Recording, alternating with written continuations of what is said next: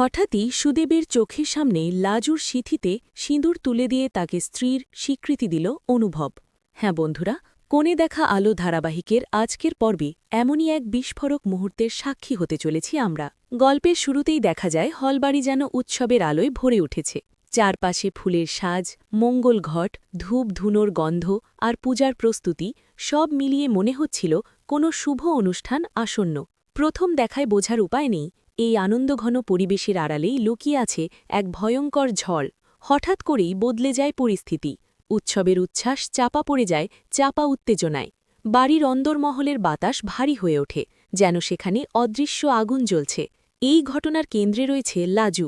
পরিবারের প্রবীণ সদস্য ও সমাজের কর্তা ব্যক্তিরা মিলেই এক নির্মম রায় শুনিয়ে দেন, লাজুকে এই বাড়ি ছেড়ে চলে যেতে হবে।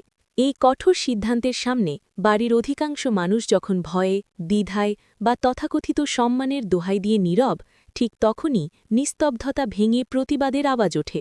বাড়িরই এক সাহসী নারী দৃপ্ত কণ্ঠে প্রবীণদের চোখে চোখ রেখে প্রশ্ন তোলে। তার কণ্ঠে কোনো ভয় নেই, আছে যুক্তির তীক্ষ্ণ ধার। সে বলে, আপনারা যদি লাজুকে বের করে দেন, তাহলে অন্তত এটুকু বলুন সে যাবে কোথায়। এই একটিমাত্র প্রশ্নেই থমকে যায় পুরো ঘর।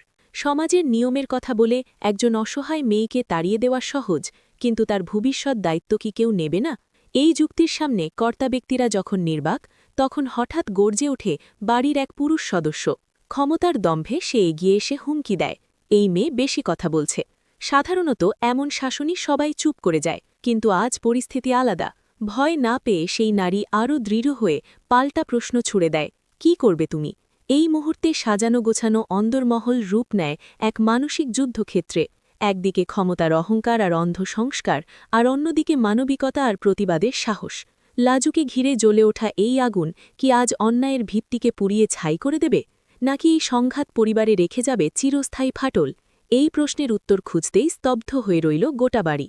গল্পের প্রতিটি নতুন আপডেট সবার আগে পেতে এখনই চ্যানেলটি সাবস্ক্রাইব করুন, ভিডিওতে লাইক দিন আর বন্ধুদের সঙ্গে শেয়ার করতে ভুলবেন না। আবার দেখা হবে পরের ভিডিওতে। ততক্ষণ ভালো থাকুন।